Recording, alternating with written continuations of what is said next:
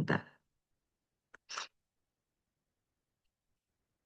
Ya, eh, jadi saya mencoba mengingatkan kembali bahwa di materi pengujian hipotesis ini khususnya, ya, tujuan yang ingin kita capai itu adalah mengevaluasi uji. Ya, jadi dari satu uji yang mana terdiri dari H0 dan juga H1 begitu. Nanti kita ingin memperoleh uji ini, memperoleh wilayah penolakan yang baik gitu ya, atau kita mengevaluasi agar uji tersebut merupakan uji yang baik. Uji yang baik itu ya dilihatnya dari mana? Ada yang namanya alfa dan beta. Jadi apakah suatu uji itu baik atau tidak, itu dilihat dari kesalahan yang mungkin dihasilkan. Nah, yang mana kesalahan itu bisa tipe kesalahan satu, bisa juga tipe kesalahan dua. Nilai alfa dan beta ini itu diperoleh dari mana? Dari wilayah penolakan yang kita tentukan. Ya, sehingga wilayah penolakan tertentu itu akan menghasilkan nilai alfa dan beta yang tertentu pula. Nah, harapan kita adalah memperoleh nilai galat ini, yaitu alfa dan beta yang seminimum mungkin. Lalu, kita belajar bahwa alfa dan beta itu ternyata punya sifat yang berlawanan. Ketika misalnya eh, alfa naik, maka beta turun. Atau sebaliknya, ketika alfa turun, nilai betanya adalah besar begitu. Sehingga bayangkan kalau misalnya kita dari satu uji H0, H1, di mana tetanya sama dengan teta 0 gitu ya untuk H0. H1 adalah tetanya sama dengan teta 1. Lalu kita punya wilayah penolakan yang banyak gitu, yang mana masing-masing akan menghasilkan alfa dan beta, maka kita akan sulit menentukan wilayah penolakan mana yang terbaik. Karena bisa jadi di wilayah penolakan satu, alfanya minim, betanya besar. Tapi di wilayah penolakan dua, alfanya yang besar, betanya yang minim gitu. Karena nilai alfa dan beta ini selalu bergerak begitu. Maka kita sulit untuk memilih nanti wilayah penolakan yang akan digunakan itu yang mana gitu ya.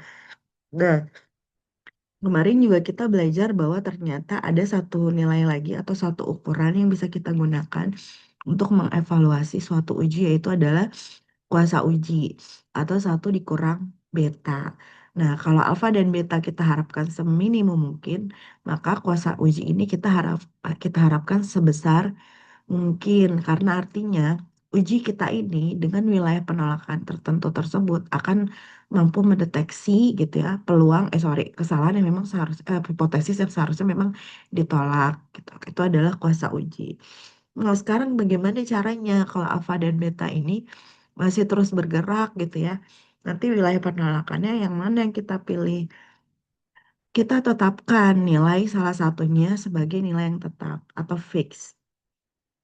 Itu sedangkan nanti kesalahan yang lainnya bisa kita bandingkan.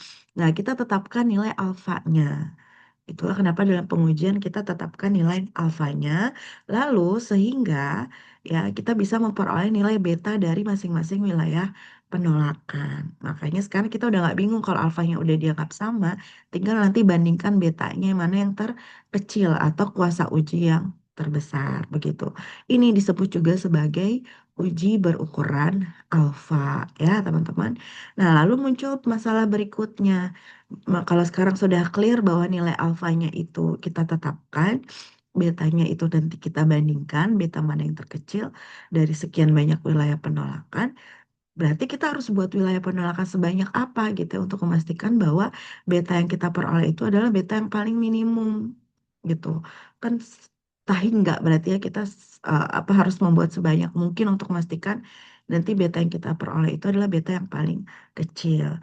Nah, sehingga ada suatu lema ya yang ketika kita terapkan itu dia menjamin bahwa nanti wilayah penolakan yang akan kita peroleh itu adalah wilayah penolakan yang terbaik.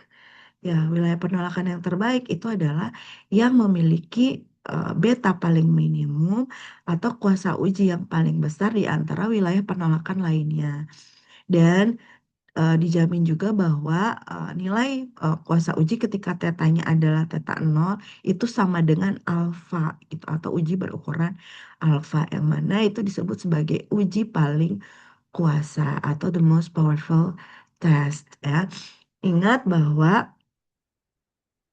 eh, hipotesis yang digunakan ketika kita ingin menggunakan si LNP ini, syaratnya adalah hipotesisnya harus berbentuk sederhana. Ya, jadi H0-nya hipotesis sederhana, H1-nya juga hipotesis sederhana. Atau sederhana versus sederhana, seperti itu. Ya, dan sehingga nanti kita akan mendapatkan wilayah penolakan yang terbaik. Kemarin kita belajar bahwa wilayah penolakan terbaik itu dilihatnya dari rasio ya, ketika theta 0 dan ketika likelihood ketika nilai parameternya theta 0 dan likelihood ketika nilai parameternya adalah theta 1. Ini kurang dari atau sama dengan K. Nah, ini adalah wilayah penolakan dari uji paling kuasa. Dia didasarkan pada rasio ini. Atau kemarin lambdanya gitu ya, kalau contoh acaknya adalah X, maka lambda X itu kurang dari atau sama dengan K. Ada yang menuliskannya dibalik, teman-teman. Jadi, likelihood theta 1 dibagi likelihood theta 0 lebih besar sama dengan K. Ada yang sama dengannya di sini tidak ditulis. Tidak apa-apa ya. Tidak masalah, sama saja gitu. Jadi kalau nanti kalian melihat referensi ada yang dibalik dan tandanya lebih besar sama dengan itu equivalent, tetap berlaku dan tetap benar gitu. Ya, jadi kalau misalnya nilai rasionya ini kan maknanya tolak nol jika gitu ya, karena wilayah penolakan kan berarti tolak nol. Nah, jadi kita berharap menolak kalau kita tolak nol maka kita berharap nilai rasio ini se apa namanya ya sekecil mungkin begitu ya. Karena kalau kita tolak H0 maka kita di sini berharap H1-nya benar. H1 itu kan di, direpresentasikan oleh theta 1 ya, theta 1. Jadi kita berharap di sini penyebutnya itu sebesar mungkin sehingga nilai rasionya ini adalah sekecil mungkin. Tapi kalau misalnya bentuk nanti rasionya adalah theta 1 yang di atas, maka kita berharap tolak H0 rasio ini adalah sebesar mungkin. Ketika rasio ini sebesar mungkin, maka kita tolak H0 karena harapannya adalah H1 yang benar, jadi nilai ini sebesar mungkin. Kita mendukung H1. Jadi kalau ini rasionya sebesar mungkin gitu nilainya ya. Kalau ini nilainya nilai rasionya sekecil mungkin. Jadi di wilayah penolakan itu kita berharap sampel yang kita peroleh itu akan membuat rasio ini sekecil mungkin. Tapi kalau kriterianya theta 1 yang di atas, kita berharap nilai sampel yang kita peroleh akan membuat rasio ini sebesar mungkin sehingga tolak H0 begitu. Nah, itu adalah apa konsep dari uji paling kuasa berdasarkan Riemann-Eman-Pearson yang sudah kita pelajari di pertemuan sebelumnya. Nah, pasti kan akan timbul pertanyaan, Bu, bagaimana kalau hipotesisnya itu nanti komposit? Nah, bagaimana kalau nanti H1-nya itu tandanya lebih besar begitu ya, atau lebih kecil gitu. Apakah masih tetap bisa kita cari uji yang paling kuasa gitu? Jawabannya adalah bisa, teman-teman ya. Kita coba lihat dulu PowerPoint-nya. Aduh, mohon maaf ya, ini suaranya masih seperti ini.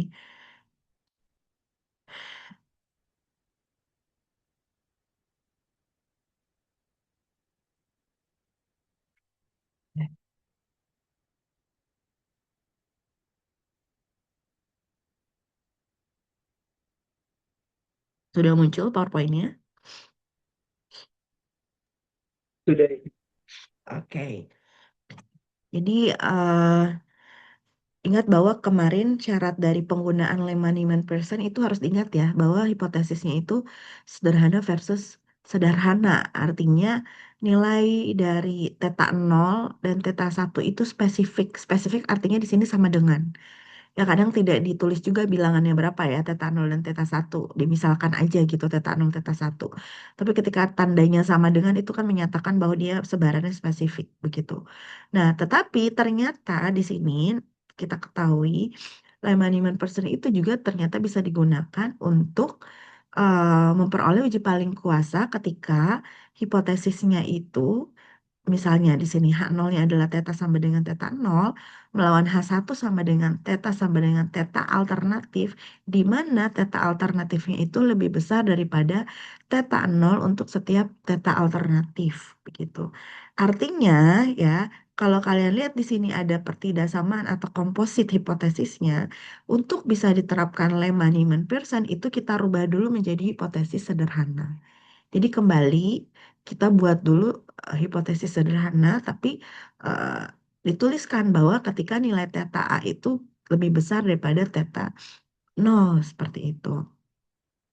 Nah, bila suatu uji berdasarkan Lemma-Newman-Pearson memaksimumkan kuasa uji tadi ya, memaksimumkan kuasa uji atau meminimumkan si beta begitu, memaksimumkan kuasa uji untuk setiap nilai theta yang lebih besar dari theta nol di sini ya, karena dia lebih besar daripada nol ya. Uji yang demikian itu disebut uji paling kuasa seragam atau uniformly most powerful test gitu. Untuk H0-nya adalah theta sama dengan theta nol, melawan H1-nya adalah theta lebih besar dari theta nol. Nanti tinggal tambahkan bahwa eh, kita misalkan misalnya jadinya theta sama dengan theta satu, di mana theta satu itu lebih besar dari theta nol gitu.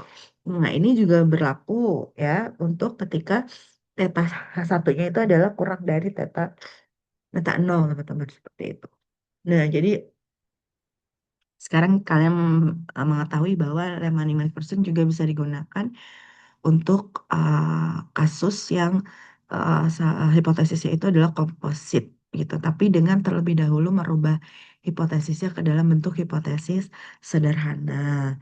Nah, ini di sini secara definisi kita punya sampel acak ya, X1 sampai dengan Xn, yang mana mereka memiliki fungsi kepekatan peluang bersama atau join PDF seperti ini fx1 dan seterusnya sampai xn dengan parameter theta, di mana theta ini adalah anggota omega, omega ini adalah ruang parameter, dan pertimbangkan hipotesis dalam bentuk H0-nya adalah theta anggota dari omega 0 begitu, melawan H1-nya adalah theta anggota dari omega dikurang omega 0 atau omega 0 komplement gitu ya, di mana omega 0 merupakan anak gugus dari omega, yaitu ketika H0-nya benar.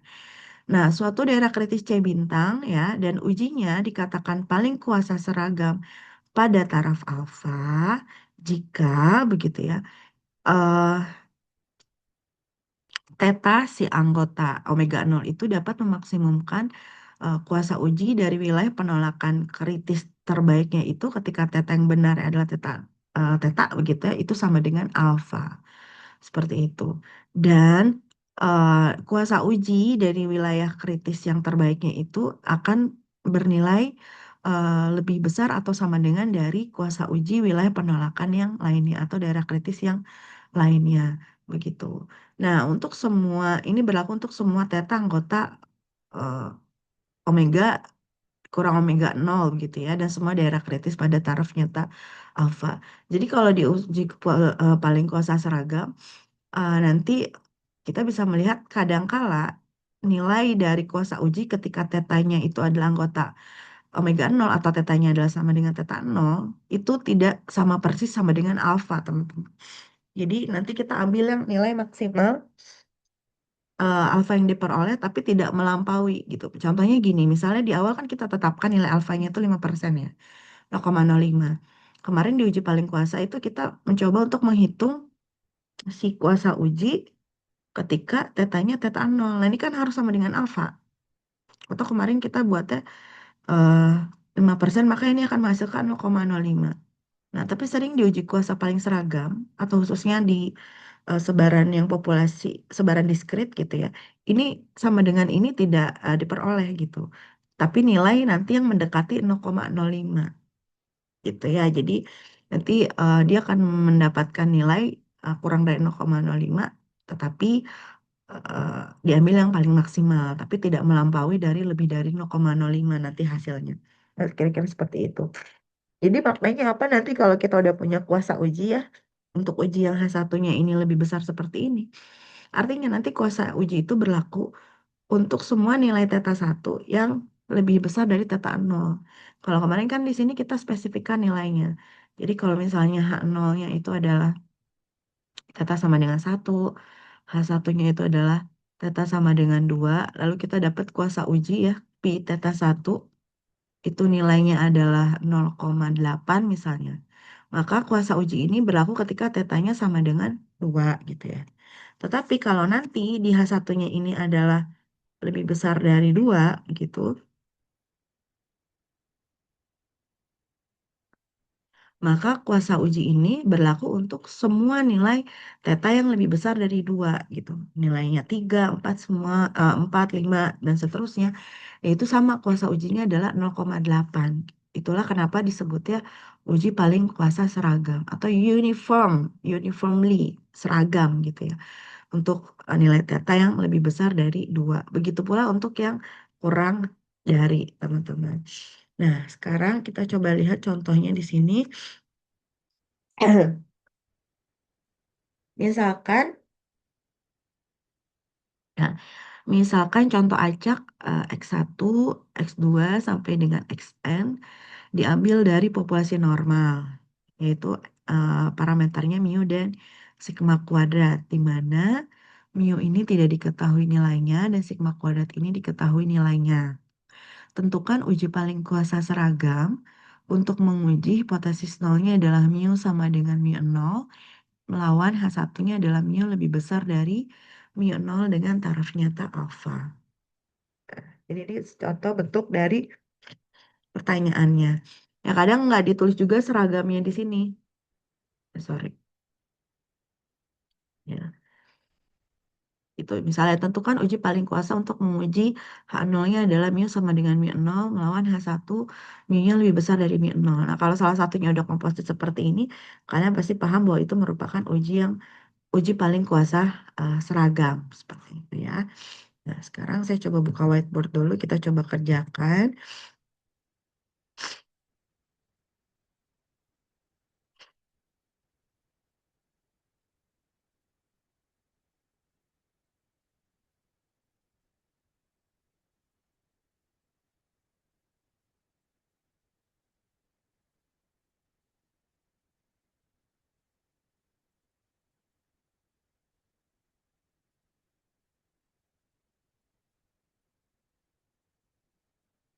Apakah sudah muncul whiteboardnya di layar kalian? Sudah. Ya, jadi kita masuk ke uji paling kuasa seragam atau uniformly most powerful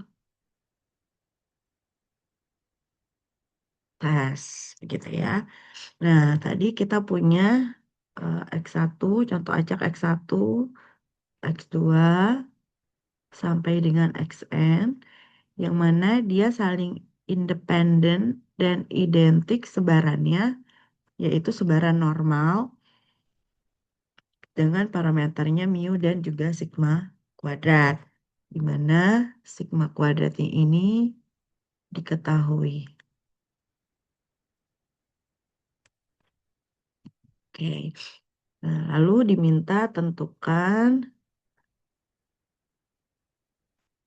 uji paling kuasa bagi hipotesis nolnya. Itu adalah mu sama dengan mu nol, H satunya adalah mu lebih besar dari mu nol dengan taraf nyata alfa.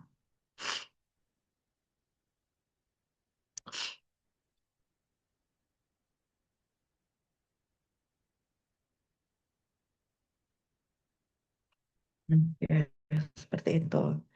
Nah, sekarang kita coba kerjakan.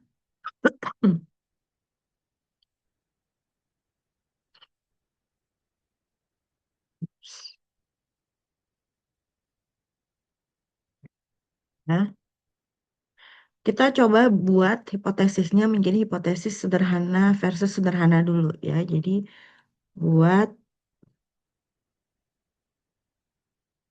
hipotesis eh, majemuk menjadi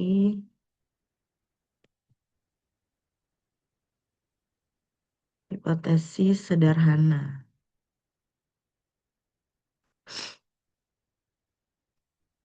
Jadi kalau kita punya H0, mu-nya itu sama dengan mu 0, teman-teman. Maka H1-nya, ya, yang mana tadi itu adalah ups,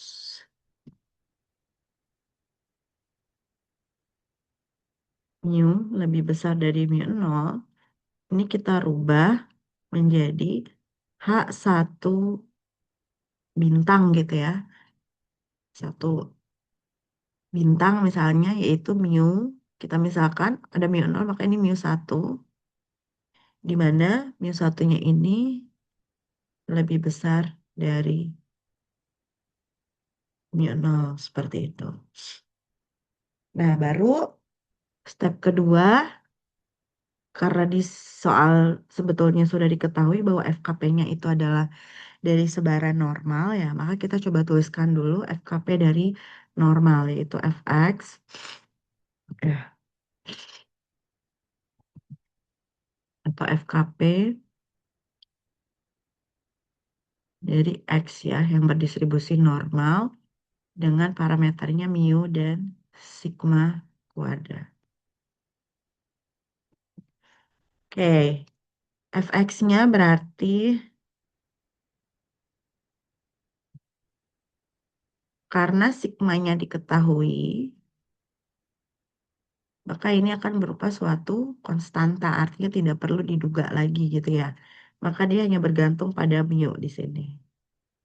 Begitu, sama dengan 1 dibagi sigma akar 2 pi eksponen ya dari negatif setengah dikali X minimum per sigma kuadrat. Nah, di mana X-nya dari negatif tak hingga eh sampai dengan tak hingga. Kalian nanti boleh bawa tabel statistik ujian ya. Jadi tidak perlu dihafal bentuk sebaran peluangnya. Kemudian nomor 3, ya kita cari fungsi likelihood-nya ya. Jadi kita cari likelihood dari parameternya itu adalah mu. Atau kita cari FKP gabungan atau join PDF gitu ya. Join PDF-nya. Atau CF X vektor ya X1 dan seterusnya sampai Xn dengan parameternya adalah mu. Silakan nanti kalian tuliskan yang mana saja ya. Tapi karena di Niemann Pearson itu kan pakainya L ya. Jadi nanti notasinya biar pendek L aja. Jadi L mu begitu. Ingat likelihood itu adalah perkalian dari setiap fungsi densitas dari setiap perkalian fungsi densitas dari setiap sampel acak. Di mana I-nya di sini sebanyak dari 1 sampai dengan banyaknya sampel. Tadi ada N, maka sampai N. Nah, selanjutnya bagaimana? Berarti dengan FKP normal yang ini ya, kita akan buat dia X-nya di sini bergerak dari 1 sampai N. Jadi ada X1 ya, nanti F untuk X1 nanti dikali dengan F ketika X-nya X2 dan seterusnya ketika X-nya XN gitu. Kadang kalau online saya nggak tahu kalian benar-benar paham atau enggak gitu ya. Jadi saya coba uraikan aja ya di sini. Maka kan ini sebetulnya Fx1 ketika parameternya mu, lalu Fx2 ke parameternya adalah mu, lalu Fx ke N gitu ya. Hmm. Maka kalau diuraikan, di sini satu dibagi sigma akar 2 pi, ya, E pangkat min setengah dari X1 dikurang mu dibagi sigma kuadrat, gitu kan?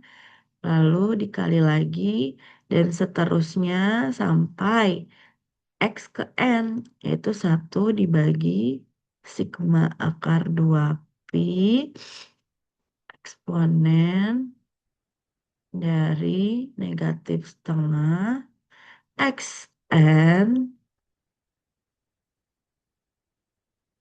dikurang mu dibagi sigma kuadrat. Oke ya, sekarang kita coba satukan yang sama nih. Ya, satu per sigma akar 2 pi kita kalikan sebanyak N jadi apa? Satu per sigma akar 2 pi pangkat N. Oke, betul Muhammad ya. Jadi satu per sigma akar 2 pi pangkat N. Kalau kalian bingung, kalian coba aja dengan memisahkan bilangan, suatu bilangan ya, bilangan yang sederhana gitu. Misalnya 2 kali 2 dan seterusnya dikali 2 sebanyak N. Ini kan berarti 2 pangkat N. Misalnya seperti itu kalau masih bingung ya. Kemudian ini E pangkat pangkat A misalnya ya dikali pangkat B dikali pangkat C dan seterusnya. Jadi bagaimana? Pangkatnya dijumlahkan. Itu. Iya, jadi di sini negatif saya tulis dulu deh ya. Negatif setengah dikali X1 dikurang mu dibagi sigma kuadrat gitu ya. Nanti kan ini dikurangi setengah misalnya ada X2 di sini ya. X2 dikurangi mu dibagi sigma kuadrat ya, dan seterusnya dikurangi setengah xn dikurang mu dibagi sigma kuadrat. Nah, sekarang kita coba buat lebih sederhana ya. Sigma di sini itu kan diketahui nilainya ya, artinya dia merupakan suatu konstanta. Dan ini kuadrat, jadi sigma kuadrat begitu ya. Kita bisa keluarkan dia, misalnya jadi min 1/2 sigma kuadrat begitu ya. Lalu X1 dikurang mu kuadrat itu berarti ditambah X2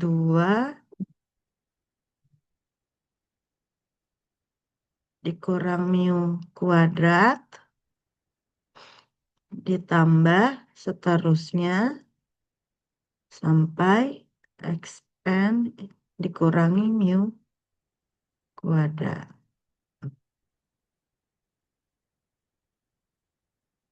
Seperti itu ya. Nanti ingatkan saya untuk tanda negatif positifnya ya. Biasanya saya suka ketukar nih. Yang negatif di depan, ini kan semuanya awalnya negatif ya, makanya di dalamnya menjadi positif di sini. Oke, berikutnya bagian ininya ya,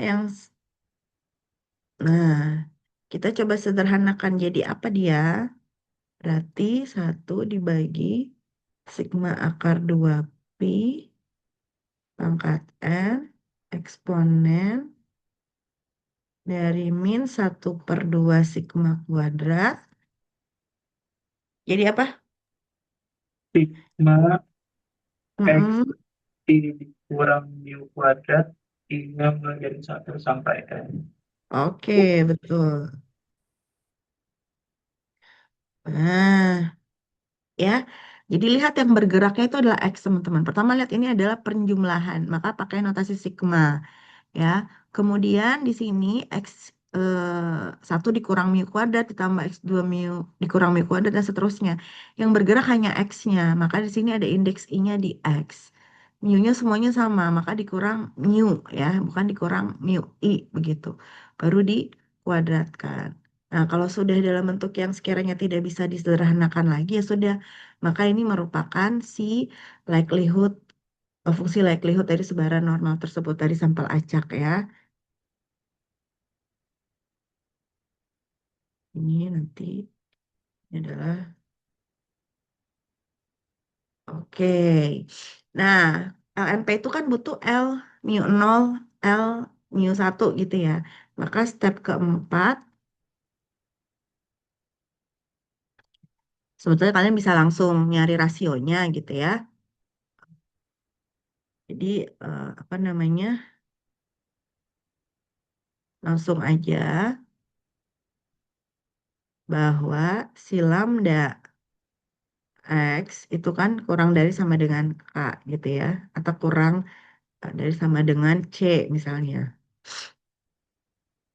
Lalu kita punya L berarti mu nol dibagi dengan L mu satu kurang dari sama dengan C.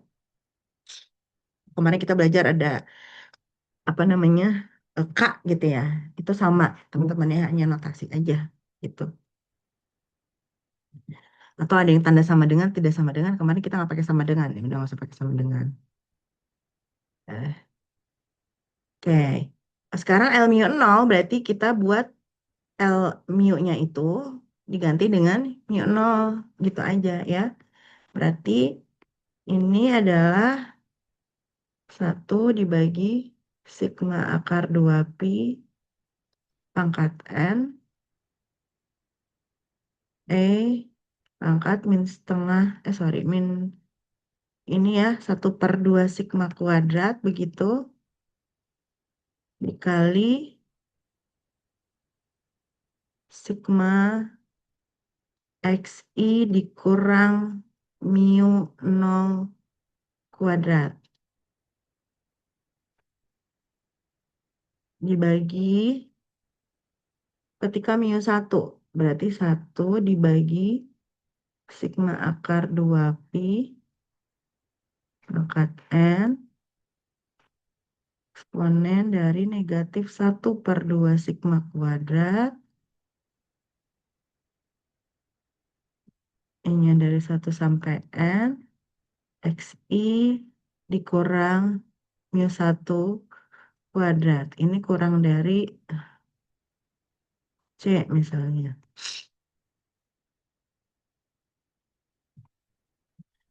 Ini kita coret ya.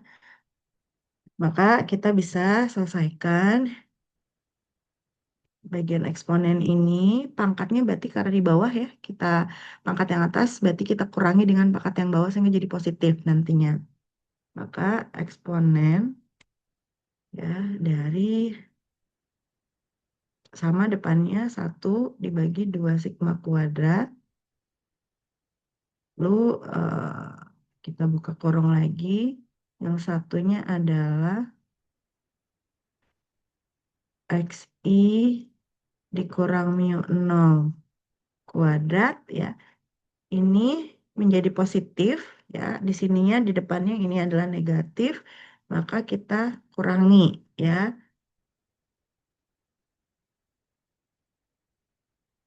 XI dikurang mu satu kuadrat kurang dari C. 1, 2, 3, 1. Kebanyakan ya.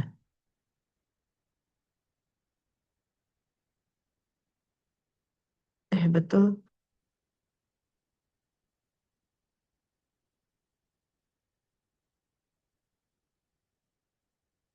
Oke. eh Misalnya mau dijadikan len dulu boleh ya.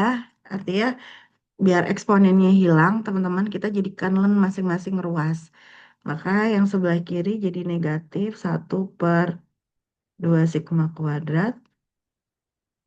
kalikan sigma sampai 1 sampai n dari xi dikurang mu nol kuadrat dikurangi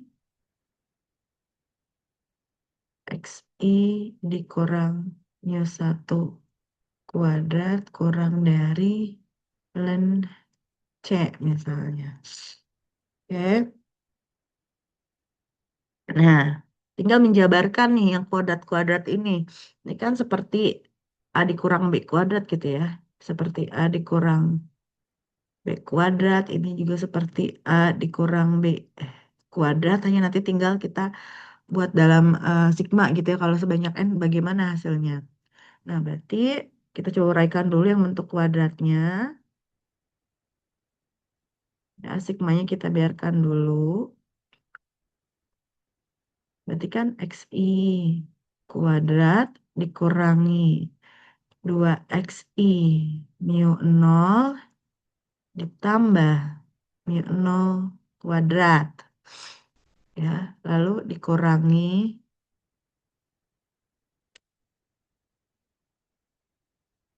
XI kuadrat dikurangi 2XI mu 1 ditambah mu 1 kuadrat kurang dari ln C.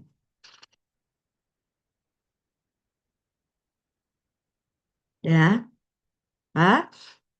Negatif 1/2 sigma kuadrat. Nah, ini jadi sigma xi kuadrat. Yang ini 2 dan mu 0 itu adalah konstanta ya. Jadi kita bisa kedepankan dia, teman-teman.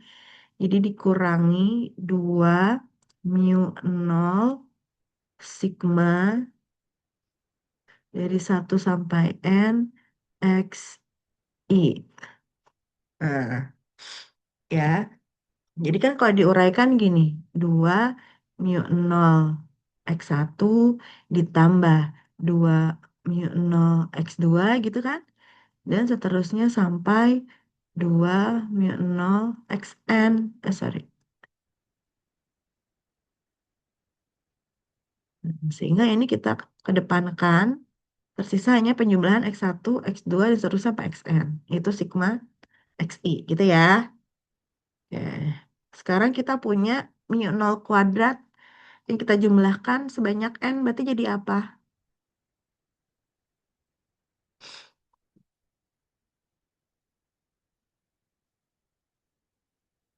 Nah, ini jadi apa? N mu kuadrat. Iya, n mu 0 kuadrat, teman-teman ya. N mu 0 kuadrat. Ada sebanyak n kali ya. Seperti kalian menjumlahkan 2 tambah 2 tambah 2 berarti kan 2 kali 3 gitu ya. Kalau ada n berarti kan n kali 2 atau di sini n dikali mu 0 kuadrat. Nah, sekarang dengan cara yang sama kita coba selesaikan yang ruas atau bagian kanan ini ya. Berarti menjadi dikurangi sigma xi kuadrat ditambah 2 mu 1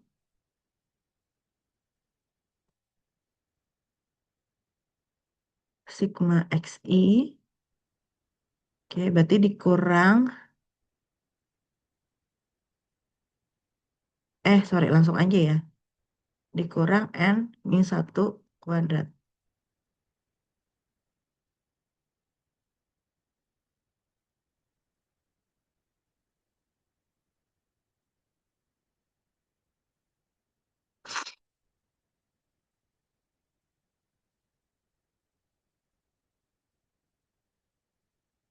Lebih ya.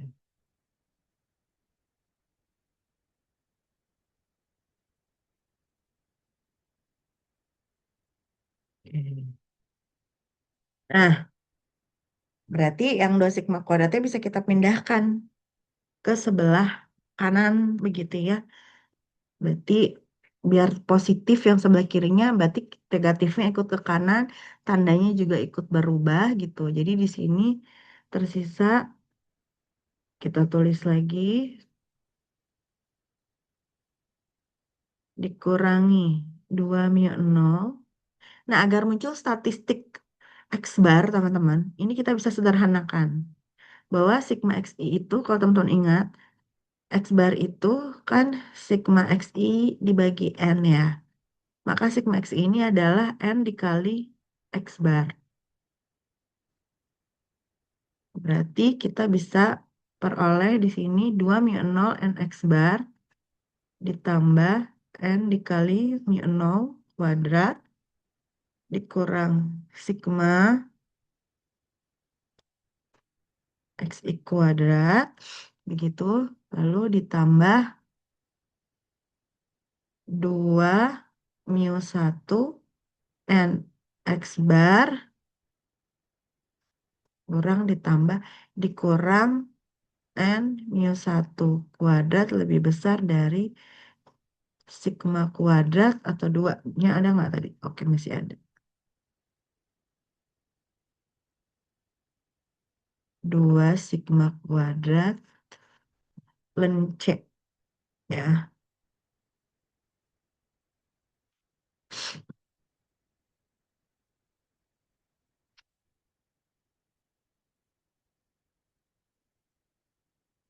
Oke, sekarang kita lanjutkan. Oke, kita coba selesaikan ini ya. Maka ada yang dicoret ya di sana. Kita punya sigma x I kuadratnya. Bisa kita hilangkan di sini. eh Dah, nggak ada lagi ya. Nanti kita coba satukan. Warna yang kita coba bedain. Ini dengan ini kita coba bisa sederhanakan menjadi misalnya 2nx bar kali mu satu dikurang mu nol ya. Karena yang tanda negatif miliknya mu nol. Kemudian yang berikutnya adalah ini dengan ini. Begitu. Berarti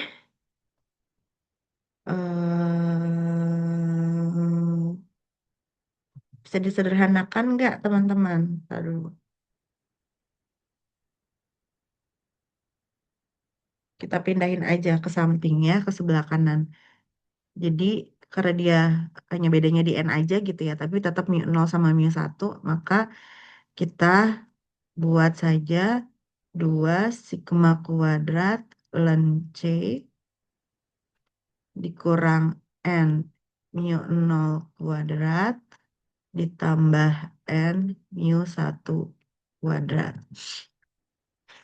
Oke, jadi eh, kalau kita tinggalkan X bar sendiri di bawah, maka menjadi X bar lebih besar dari 2 sigma kuadrat ln C dikurang N mu nol kuadrat ditambah N mu satu kuadrat dibagi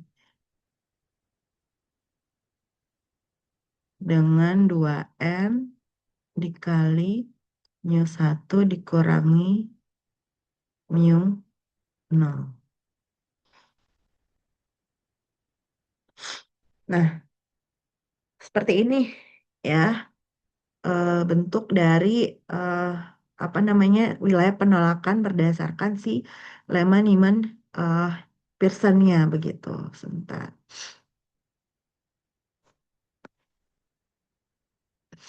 Coba cek lagi pelan-pelan.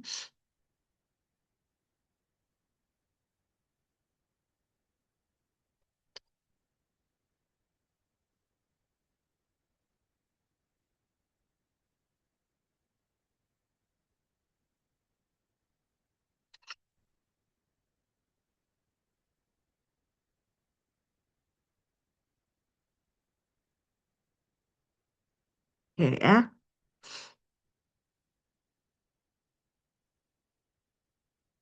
sudah benar ya.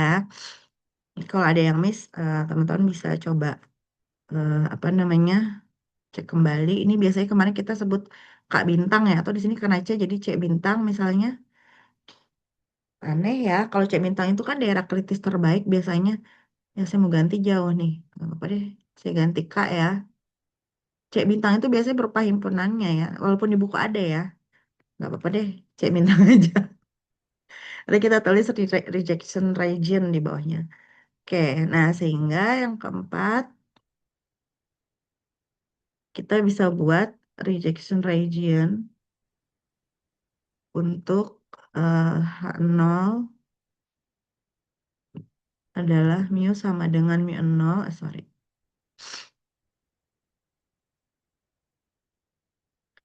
mu sama dengan mu 0 versus A1 bintang, yaitu mu sama dengan mu 1, yang mana dia mu 1-nya lebih besar dari mu 0. Man adalah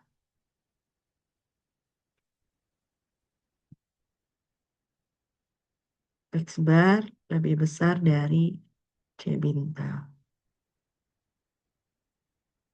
Nah, seperti itu ya.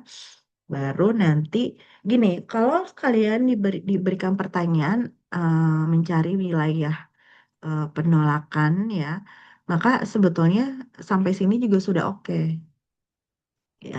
Kalau hanya diminta untuk menentukan uji paling kuasa misalnya gitu ya, atau wilayah penolakannya, maka sampai sini sudah cukup teman-teman ya.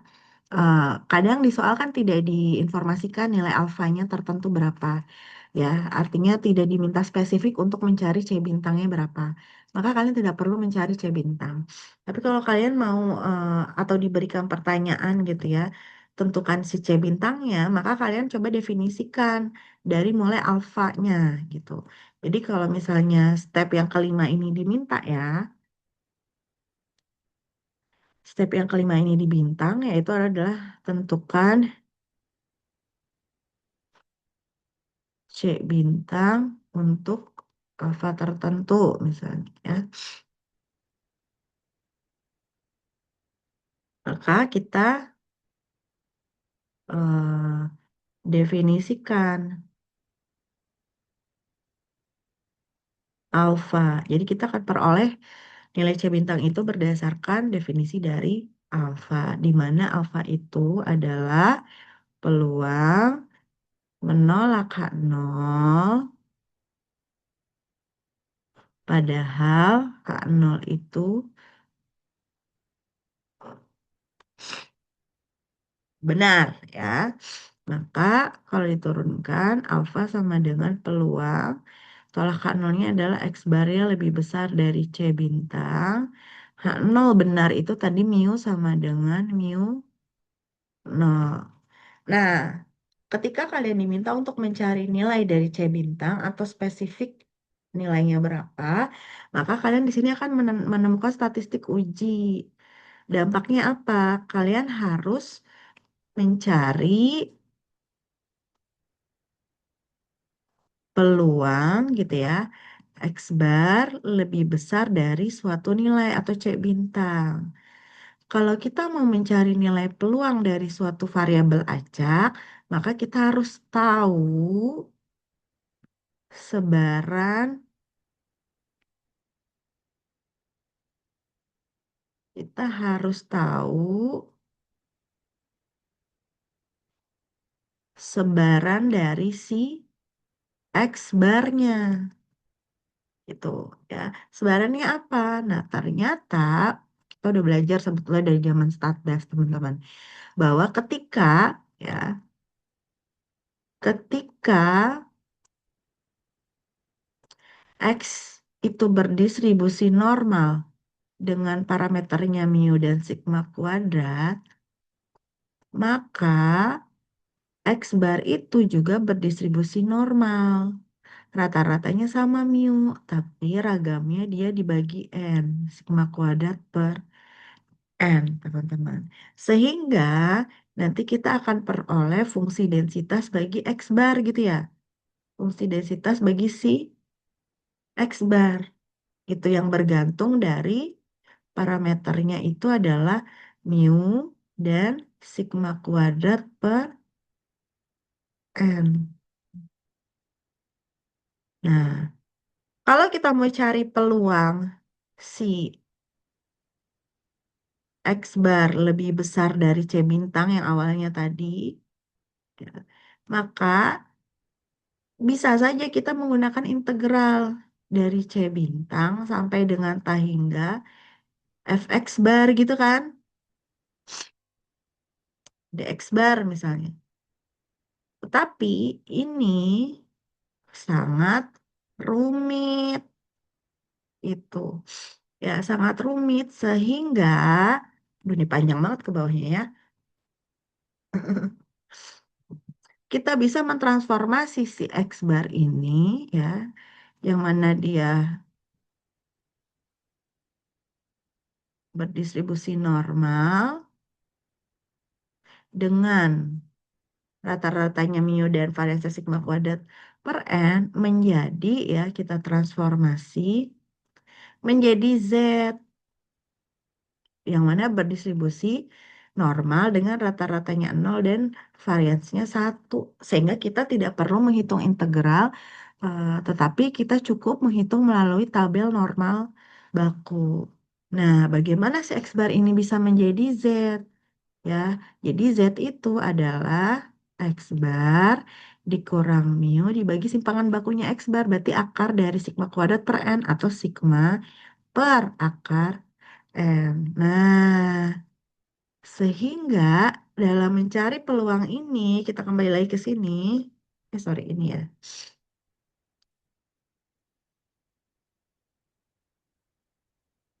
Kita buat modifikasinya, yaitu peluang X bar dikurang mu per sigma per akar N.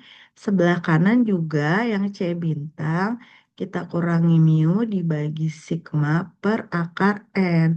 Sigmanya dia bilang sigma 0, maka ini ganti semuanya pakai sigma 0. Jadi alfa adalah peluang ini adalah Z kurang dari C bintang dikurang mu 0 per sigma per akar N. Begitu. Berarti ya berapa nilai ini gitu ya yang menghasilkan nanti alfanya di sini. Maka C bintang dikurang mu 0 dibagi sigma per akar N itu sebetulnya adalah nilai Z alfa. Nanti tinggal cek di tabel normal alfanya berapa. Kalau diminta 5%, ya berarti lihat 5% itu Z-nya berapa. Ya, yaitu 1,645 kalau 5%. Berarti kalau mau dapetin C bintang di sini, sigma per akar N dikali Z alfa ditambah mu 0. Karena kita nggak tahu N-nya berapa, alfanya berapa tidak diberikan, maka kita buat dalam bentuk eh, persamaan seperti ini ya. Dengan demikian, kita sudah bisa menuliskan daerah penolakannya begitu. Nomor berapa tadi ini urutannya? 5 ya. Maka secara lengkapnya begitu untuk uji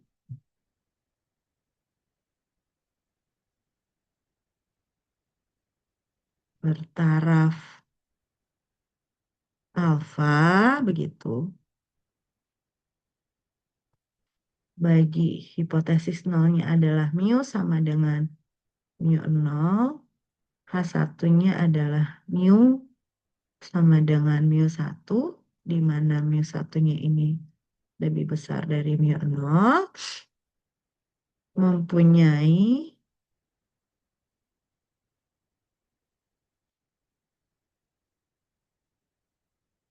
wilayah penolakannya atau rejection regionnya itu adalah X bar lebih besar dari mu nol ditambah Z alfa dikali sigma per akar N, teman-teman.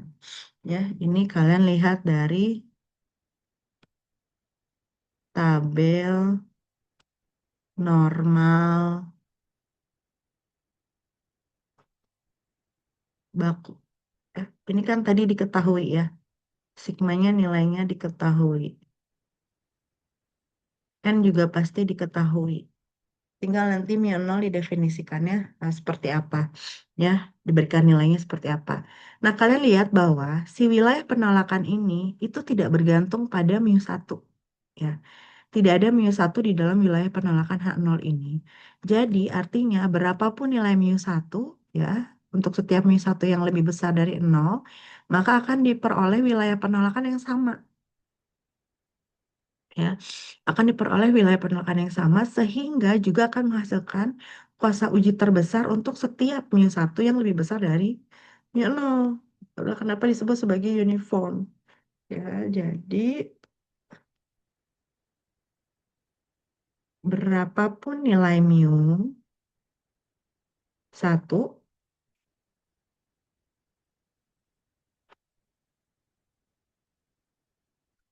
sama mu 1 lebih besar dari mu 0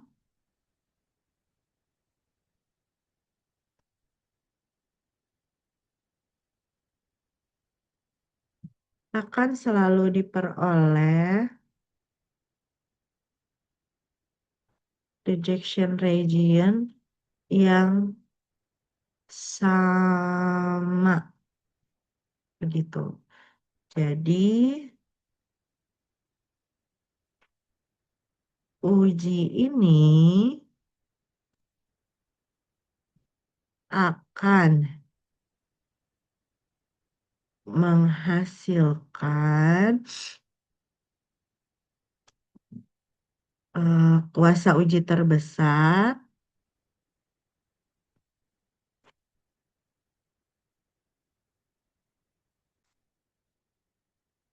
kuasa uji terbesar untuk setiap mu 1 yang lebih besar dari mu 0. Kuasa uji terbesar itu ini sama juga dengan beta terkecil ya, ekuivalen dengan beta terkecil. Nah, seperti ini kira-kira untuk uji paling kuasa eh, seragam, teman-teman. Maka ada yang ingin ditanyakan.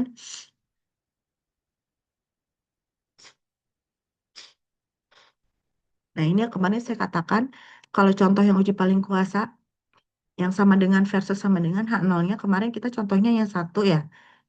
Kemarin untuk mencari nilai eh, apa namanya konstantanya mudah karena di sininya hanya satu buah peubah acak ya, X saja gitu. Karena fungsi likelihood-nya sama dengan FKP-nya. Itu maka kita bisa mencari dengan mudah menggunakan integral. Nah, nanti ketika kalian diberikan bentuk penolakan H0 yang mana dia merupakan fungsi dari sampel acak, bisa sigma X atau X bar atau bentuk lainnya begitu. Dan kalian perlu melihat nanti bentuk C bintangnya seperti apa, maka kalian harus tahu sebaran dari si statistik ini yang ada di sini. Ya, artinya kalian harus membuka lagi catatan Statmat 1 yang membahas tentang sebarang peluang dari fungsi peubah acak. Yang ada metode fungsi sebarang kumulatif, ada metode transformasi, ada metode fungsi pembangkit momen gitu ya. Nah, materi-materi itu kalian harus ingat kembali. Tapi kalau X bar dari sebaran normal ini sudah sangat umum ya. Jadi teman-teman eh, ingatlah begitu bahwa X bar itu juga berdistribusi normal gitu dengan parameternya mu dan ragamnya tapi sigma kuadrat per n.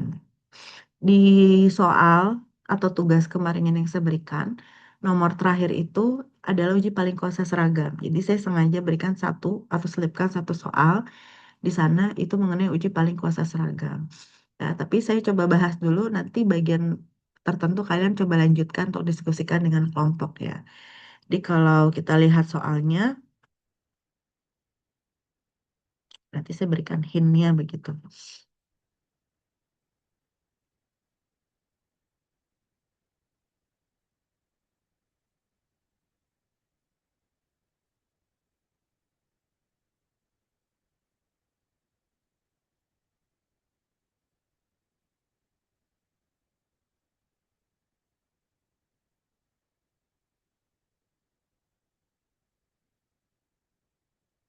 Mungkin masih ada yang belum membuka soalnya ya. Kalau kalian nanti buka soalnya, coba kita lihat satu-satu. Nomor satu, kita punya Pubacak X berdistribusi Poisson. Parameternya adalah theta.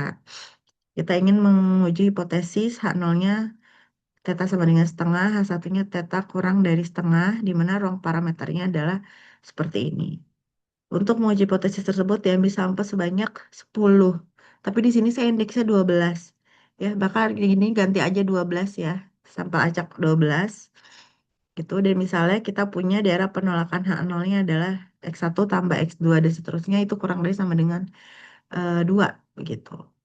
Nah, di sini kalian diminta untuk mencari kuasa pengujian atau kuasa uji ketika teta yang benarnya adalah setengah, ketika teta yang benarnya adalah sepertiga, dan seterusnya. Jadi dia tidak akan lebih dari setengah di sini. Karena kan H1-nya di sini teta kurang dari setengah, teman-teman. Jadi kalian lihat fungsi kuasanya nanti seperti apa bentuknya. Fungsi kuasa itu adalah peluang tolak H0 ya. Maka kalian cari peluang tolak H0-nya kapan? Kata dia kalau penyembelahannya kurang dari sama dengan 2. Nah, definisikan dulu tuh peluang tolak H0-nya bagaimana. Nanti cari fungsi kuasanya. Ini udah kemarin udah contoh ya. Udah pernah saya contohkan. Lalu hitung taraf signifikansinya. Artinya taraf signifikansi dari eh, fungsi kuasa yang ada nanti ya. Cari nilai alfanya. Kalian tahu lah kaitannya alfa dengan fungsi kuasa. Kemarin kita sudah belajar. Nah, nanti nomor 2, N-nya sama dengan 1 ya. Oh, nggak berukuran N. Ini parameternya, sorry, distribusinya normal. Mu-nya itu theta, variansnya 1 di sini. Nah, ini buktikan bahwa daerah kritis terbaik untuk menguji hipotesis tersebut dapat disesuaikan dengan menggunakan statistik X bar. Berarti ini adalah uji paling kuasa ya dari si Lehman-Eman-Persen yang biasa. Berarti kalian cukup sampai pada daerah kritis terbaiknya aja atau rejection regionnya aja. Nah, di soal berikutnya yang B, jika N sama dengan 25 dan A sama dengan 5%, maka hitung kuasa uji bila H1 benar. Berarti kuasa uji ketika H1 benar itu theta 1. Berarti ini adalah peluang tolak H0 jika H1 yang benar. Gitu. Dapatkan wilayah tolak H0-nya dari poin nomor A. Gitu ya, nanti tinggal substitusikan N-nya 25, A-nya sama dengan 5%. Maka kalian akan butuh lihat tabel normal bak. Nanti nilai Z-nya berapa.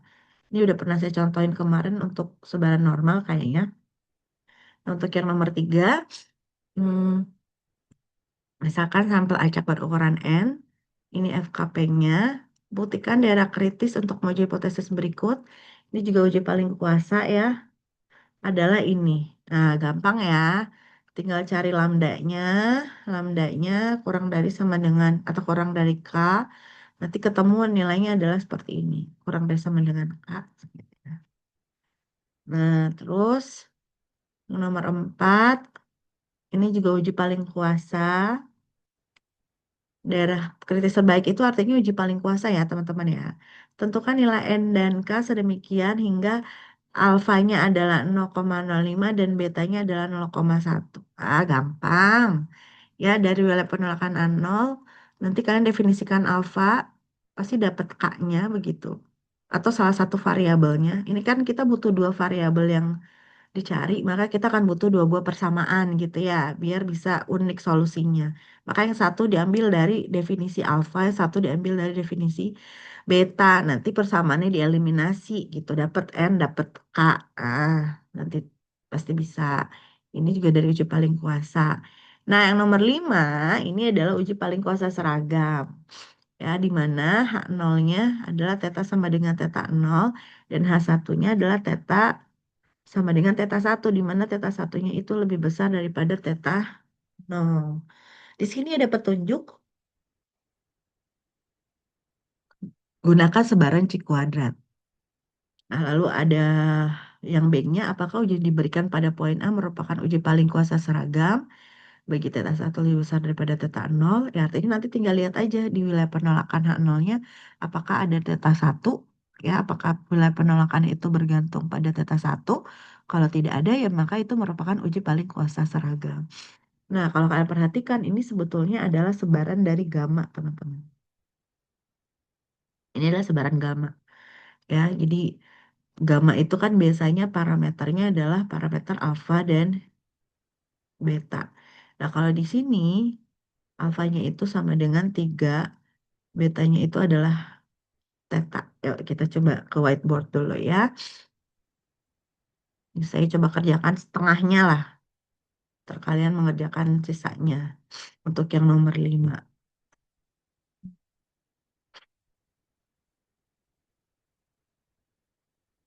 Soal tugas,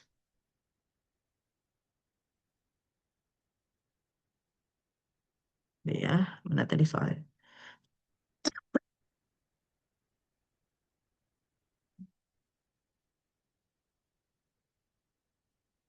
Ketahui Y-nya ada sebanyak 4 ya. Ada 4 buah sampel acak dia katakan. Sekarang tampilannya di mana ya? Di whiteboard atau masih di soal? Saya lupa lagi. Di whiteboard. Oke. Tadi kita punya ketahui 4 buah sampel acak, ya satu sampai dengan y 4, yang mana mereka berasal dari populasi dengan FKP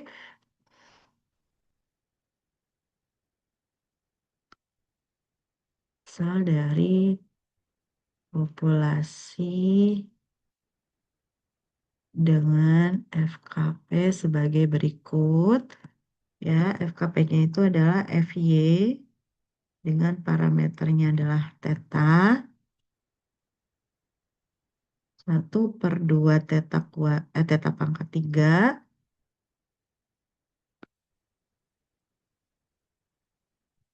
Y kuadrat pangkat mini Y per theta. Ya, di mana Y-nya lebih besar dari 0, teman-teman. Nah,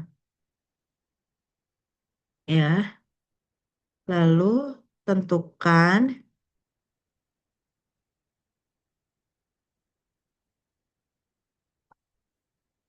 rejection region-nya atau wilayah penolakannya untuk menguji atau untuk uniformly most powerful test untuk uji paling kuasa seragam bagi tadi H0-nya adalah mu sama theta sama dengan theta 0, H satunya adalah theta sama dengan theta 1, di mana theta satunya lebih besar dari theta 0. Oke, seperti itu ya. Sekarang kita jawab.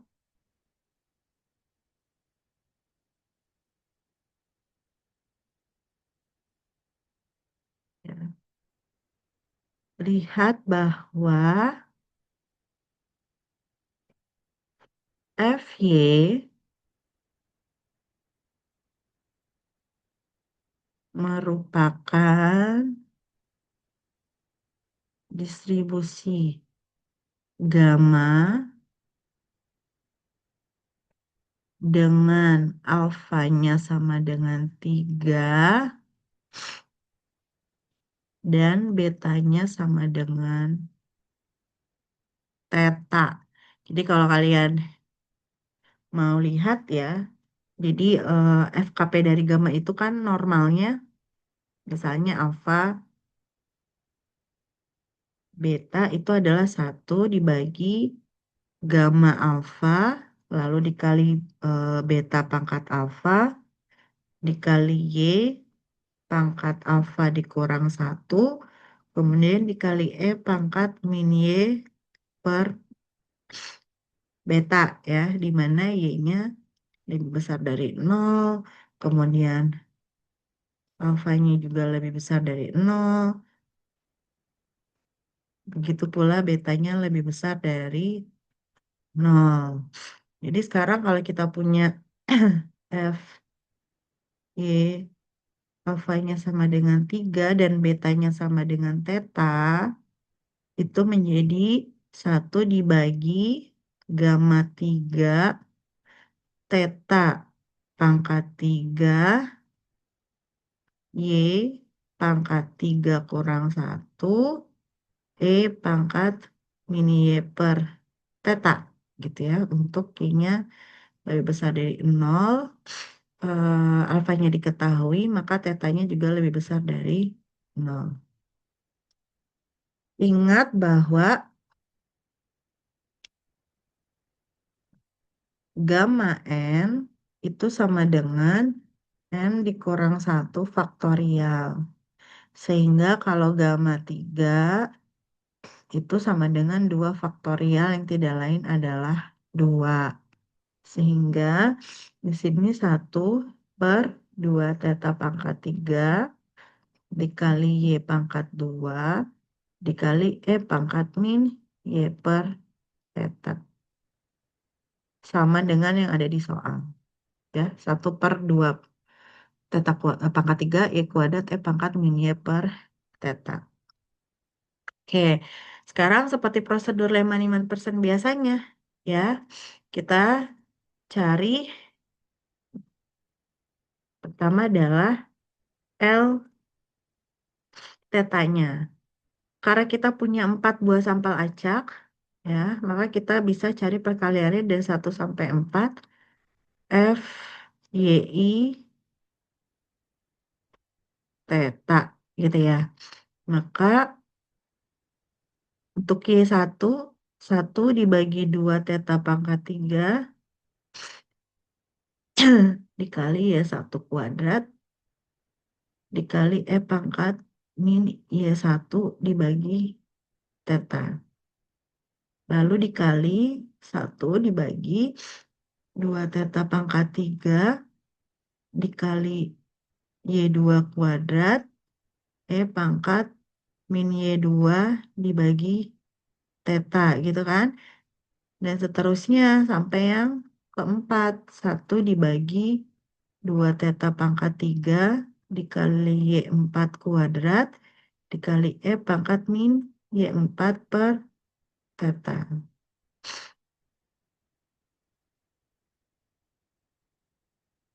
Oke, ya mirip tadi kita coba satukan ini semua. Ya, karena ada 4, berarti jadi 1 dibagi 2 θ pangkat 3 pangkat 4 gitu ya. Lalu kalau kita mau menyederhanakan yang perkalian ini, Y1 kuadrat dikali Y2 kuadrat dan seterusnya dikali Y4 kuadrat. Jadi apa teman-teman?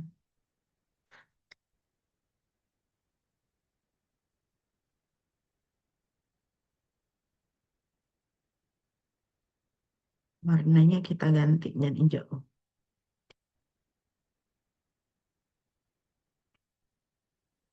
Hmm? Perkalian ini apa simbolnya?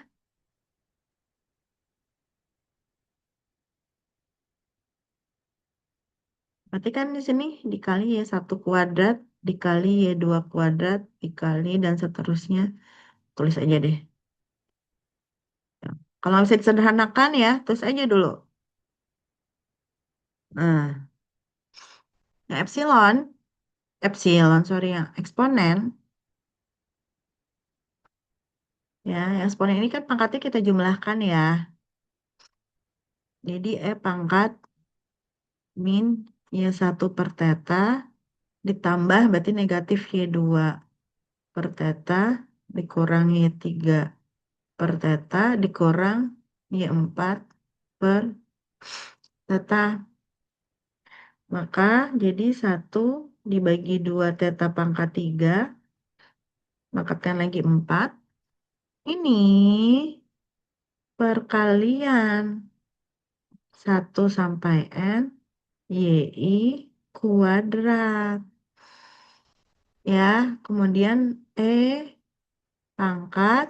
Ini min seper tetanya sama semua, berarti men 1 per θ Berarti di sini Y1 ditambah Y2 ditambah Y3 ditambah Y4.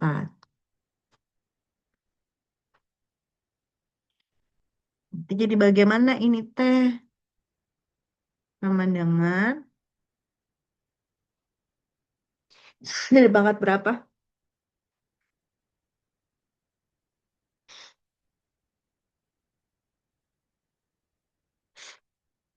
Hmm?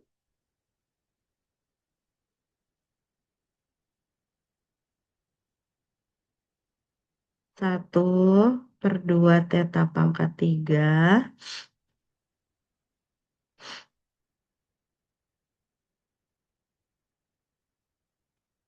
pangkat 4 gitu kan.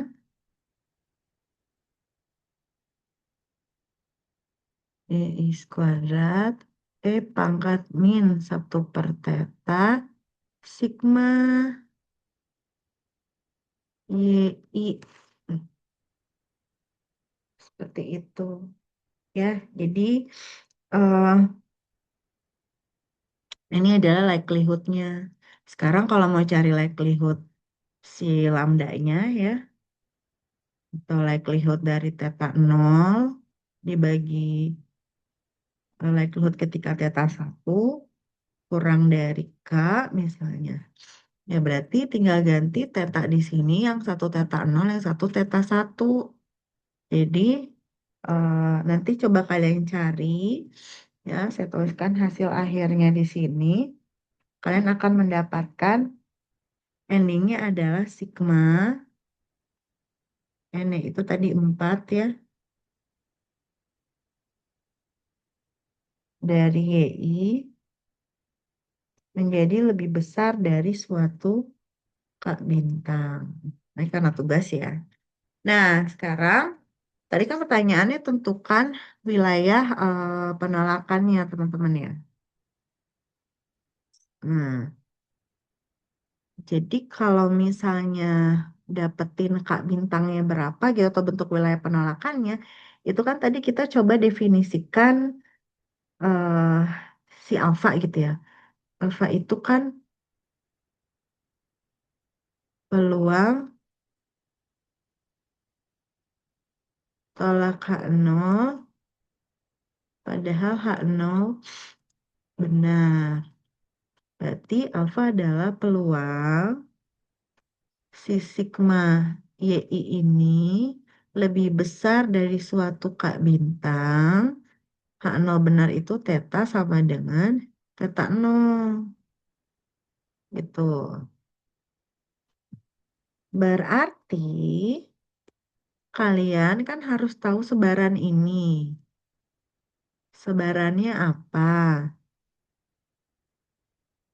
Ternyata kalau kalian cari ini adalah atau si sigma YI ini dia berdistribusi gamma ya dengan apa namanya? Alfanya tadi adalah 12 dan tetanya adalah θ 0 begitu. Karena di sini H0-nya benar jadi tetanya θ 0. Nah, sehingga nanti daripada kalian mencari integral dari sebaran gamma, maka kita coba arahkan ke dalam sebaran C kuadrat. Itulah kenapa di dalam soalnya dia gunakan hintnya itu pakai sebaran C kuadrat. Jadi kalian modifikasi si sigma YI ini ya agar berdistribusi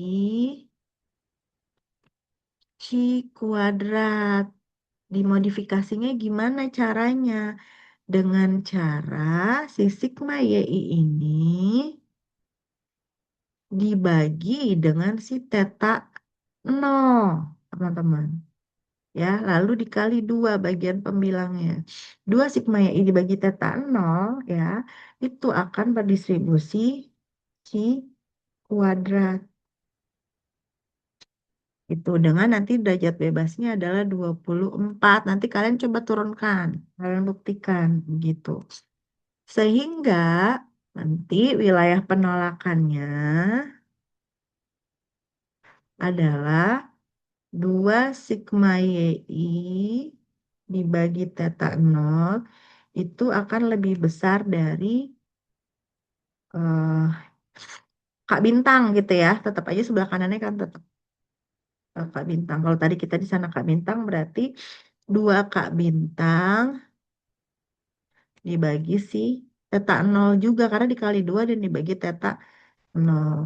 Nah, nanti teruskan teman-teman, ini teruskan sampai akhirnya nanti sebelah kirinya itu bisa berbentuk kuadrat karena dia menyebar ci kuadrat seperti itu.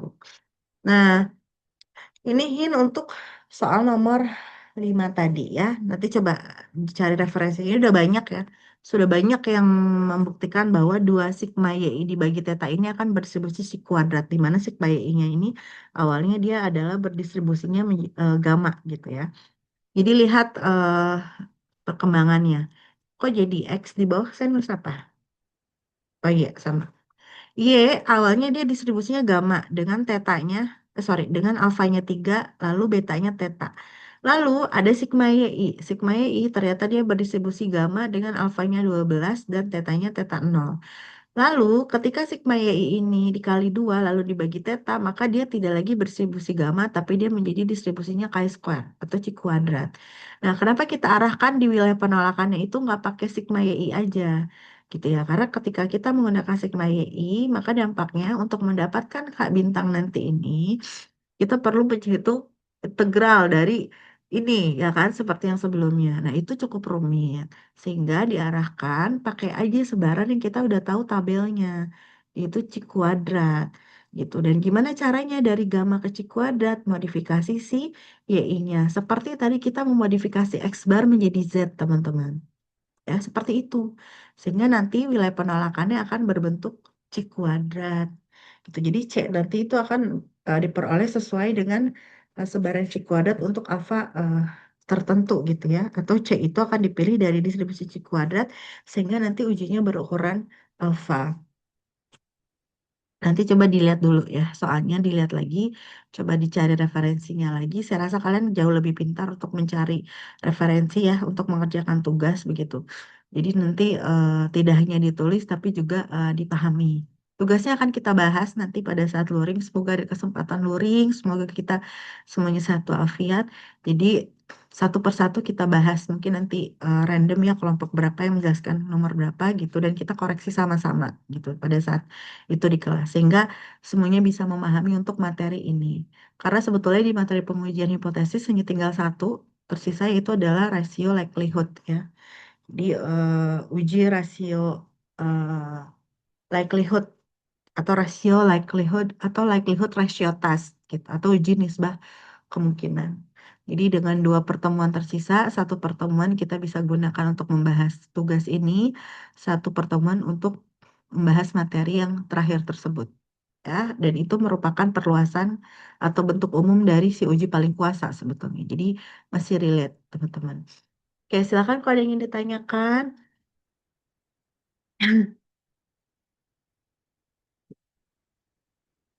Jika tidak ada, nanti silakan pelajari kembali. Nanti saya coba kirimkan untuk catatan ini ya eh, ke Muhammad gitu baru ke teman-teman untuk dijadikan sebagai mungkin acuan gitu ya atau referensi nanti dalam mengerjakan tugas. Terima kasih banyak semuanya atas perhatiannya. Semoga apa yang kita pelajari hari ini bisa bermanfaat. Eh, Kalau ada pertanyaan mengenai tugas dan lain, silakan tanyakan saja melalui Muhammad begitu ya, sehingga tidak ada yang miss begitu. Di sini saya baru sadar ada ada mahasiswa yang mengulang, tapi mahasiswanya adalah mahasiswa Penmat. Oh, Syafan hadir, bagus ya. Syafan ini mahasiswa Penmat teman-teman. Ya, pada satu bagian tugas kemarin saya baru enggak ada Syafan. Silakan nanti berdiskusi berdasarkan kelompoknya yang sudah saya tentukan. Terima kasih banyak sekali lagi. Sehat-sehat terus semuanya. Wassalamualaikum warahmatullahi wabarakatuh. Selamat pagi. Waalaikumsalam warahmatullahi Waalaikumsalam warahmatullahi wabarakatuh. wabarakatuh. Selamat Terima pagi, kasih, Bu. Ibu. Ya, sama-sama.